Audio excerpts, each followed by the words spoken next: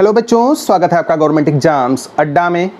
बच्चों, class 12th के ऐसे बच्चे जिनके एग्ज़ाम्स कैंसिल हो गए हैं, किसी भी बोर्ड के हों, सीबीएसई के, आईएससी के, स्टेट बोर्ड के, या जिनके एग्ज़ाम पोस्टपोन्ड हो गए हैं, अभी कहा गया है कि हम 1 जून को या उसके बाद या उसी के आसपास देखेंगे कि परिस्थितियां क्या हैं, रिव्यू करेंगे कंडीशन स्कोर, उसके आधार पर हम डिसाइड करेंगे कि एग्ज़ाम कैंसिल करना है या पोस्टपोन करना है या करवा लेना है।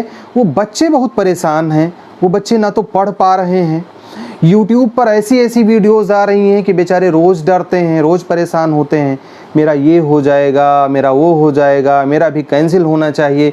कहीं मुहिम चल रही है कैंसिल करवाने की। तो बच्चों, इस वीडियो में मैं 3-4 इम्पॉर्टेंट टॉपिक्स पे बात करने वाला हूँ। वीडियो को स्किप मत करिएगा क्योंकि बहुत काम का वीडियो है और देखने के बाद में आपको काफ़ी रिलैक्स फील होगा। जो भी इन्फॉर्मेशन मैं देने वाला हूँ काफ़ी ऑथेंटिक होती हैं, आपने देखा भी होगा या हमारी इन्फॉर्मेशन पहले की भी देख लीजिए। अगर आप जानते हैं मुझे तो कोई बताने की ज़रूरत नहीं जानते हैं तो जान लीजिए कि मैं भी एक सीबीएसई स्कूल से ही जुड़ा रहा हूँ और पिछले 3-4 सालों से बच्चों की काफ़ी हेल्प करने की कोशिश हमने की है ताकि उन तक सही इन्फॉर्मेशन पहुँचे।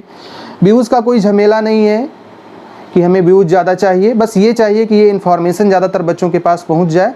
तो अपने दोस्तों में शेयर कर दीजिएगा ताकि उन तक भी ये इन्फॉर्मेशन पहुँच जाए। जो कुछ भी बताऊँगा सही ही बताऊँगा, ना मिर्च है ना मसाला है, एकदम करेक्ट इन्फॉर्मेशन है, सही बातें बताऊँगा ताकि थोड़ा सा आप आराम महसूस कर सकें। देखो बच्चों, जब से क्लास 10th के एग्ज़ाम पोस्टपोन्ड हुए हैं या कैंसिल हुए हैं डिफरेंट बोर्ड्स के, सीबीएसई आईसीएसई ने कैंसिल ही कर दिया, यूपी बोर्ड में पोस्टपोन हो गया। बच्चे मानसिक रूप से बहुत परेशान हैं कि मेरा भी हो जाना चाहिए था। मैं भी मानता हूं बच्चों कि आपका भी एग्ज़ाम पोस्टपोन नहीं होना चाहिए था, कैंसिल होना चाहिए था। और जिस ऑब्जेक्टिव क्राइटेरिया के आधार पर क्लास 10th के बच्चों की मार्किंग हो रही है, आपके साथ भी हो जाती तो क्या बिगड़ जाता। अभी पिछले साल देखिए फॉरेन स्टूडेंट्स जितने थे सीबीएसई से रिलेटेड, चूँकि वहाँ स्कूल चल ही नहीं सकते थे, लॉकडाउन बहुत तगड़ा था, तो सीबीएसई ने उन सबको मार्क्स दे करके पास कर दिया, चाहे 10th के थे चाहे 12th के थे।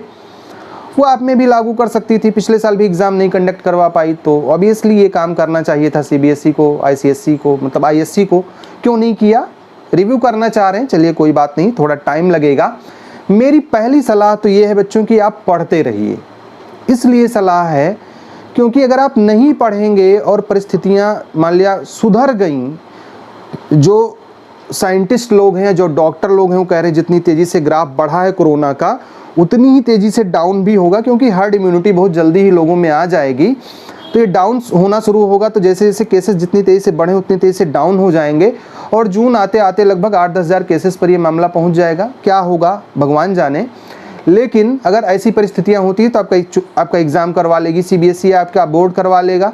तो अगर आप नहीं पढ़े रहेंगे तो पछताएंगे। पहली चीज़ तो पढ़ते रहिए, टाइम टेबल बना लीजिए, हिसाब से पढ़िए, बहुत परेशान होकर के मत। बच्चों, पढ़ाई में डाउट्स आते हैं तो घबराइए मत, सबका सॉल्यूशन है डाउट नट।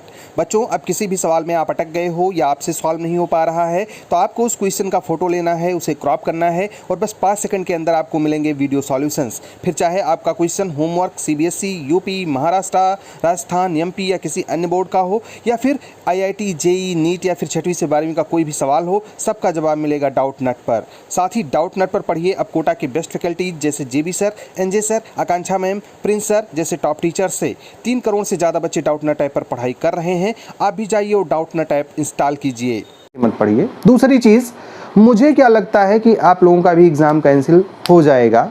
परिस्थितियाँ इतनी जल्दी सुलटने वाली नहीं लग रही हैं जितनी वो लोग प्रेडिक्ट कर रहे हैं, जितना टाइम लिया है सीबीएसई आईएससी ने। कैंसिल क्यों नहीं किया आपको भी पता होगा, क्योंकि आपको कंपटीशन के एग्ज़ाम्स देने होते हैं यूनिवर्सिटीज़ में या बहुत सारी जगहों पर। जो आपकी मेरिट है वो मैटर करती है और उसी के आधार पर आपका एडमिशन होता है। तो इनजस्टिस ना होने पाए किसी के साथ में और बहुत ज़्यादा कंपटीशन भी अचानक से ना बढ़ जाए कि ऑब्जेक्टिव क्राइटेरिया के आधार पर बहुत अच्छे नंबर आपको मिल जाएँ, तो आपके पहले जो लोग एग्ज़ाम दे करके पास हुए उनके नंबर कम हो जाएँ और वो बेचारे मेरिट में आपसे पीछे हो जाएँ, बिना एग्ज़ाम दिए आपकी मेरिट बन जाए। तो इसी वजह से आपको पास नहीं किया सीबीएसई ने, सबने एग्ज़ाम कैंसिल नहीं किया और वो वेट कर रही है कि ऐसी कुछ परिस्थितियां बने कि हम एग्ज़ाम करवा सकें।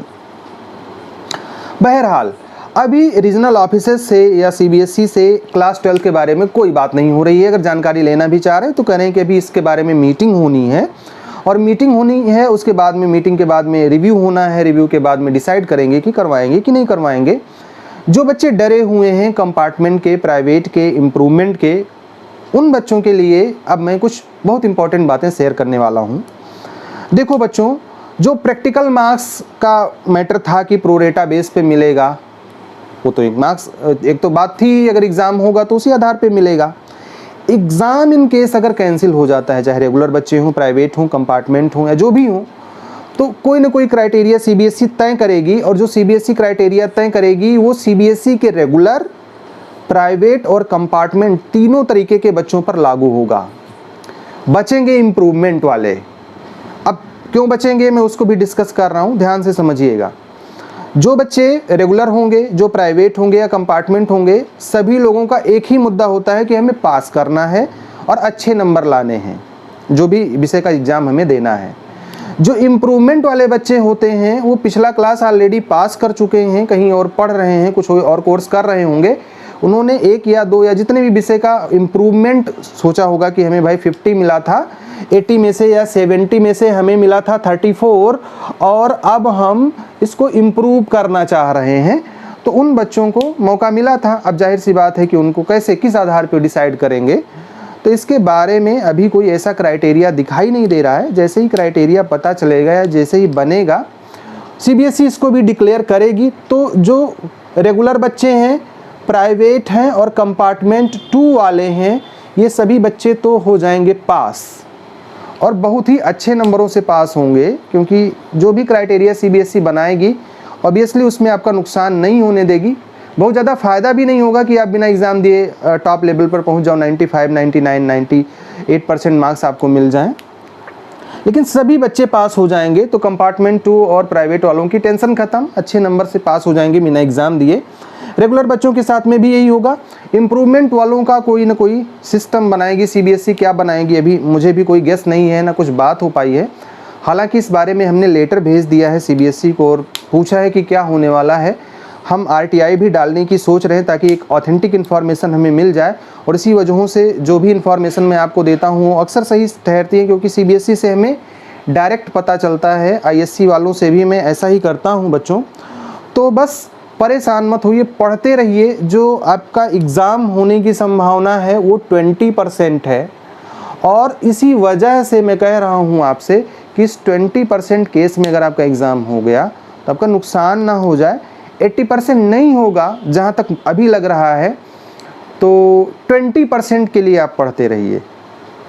जो बच्चे डरे हुए हैं कि कंपार्टमेंट का फॉर्म में नहीं भर पाया था तो मेरा क्या होगा, तो देखो कंपार्टमेंट के 3 चांसेस मिलते हैं, कंपार्टमेंट 1, 2 और 3। कंपार्टमेंट 1 ऑलरेडी हो चुका है, 2 होना था, पोस्टपोन अभी देखो रिव्यू हो रहा है, और कंपार्टमेंट 3 होना है जुलाई अगस्त में। तो अगर आपने एक का फॉर्म नहीं भरा, एक फेल हो गए, दोबारा नहीं भर पाए, तो तीसरा मौका आपको मिलेगा। इसके बाद में कंपार्टमेंट एग्ज़ाम होगा और उसमें आपको मौका मिलेगा, आप उसमें एग्ज़ाम दे करके बड़ी आसानी से पास कर लेंगे। तो तैयारी तो आपको करते रहना है, जो भी कंपार्टमेंट का फॉर्म नहीं भर पाए।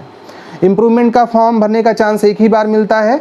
ऐसे बच्चे जो प्राइवेट का फॉर्म नहीं भर पाए थे, अगले साल मतलब इसी साल अगले साल के बोर्ड एग्ज़ाम के लिए आपको सितंबर या अक्टूबर में फिर से फॉर्म आएगा प्राइवेट के लिए, आप उसको भर दीजिएगा, अगले साल बोर्ड परीक्षा आपको देने को मिलेगा।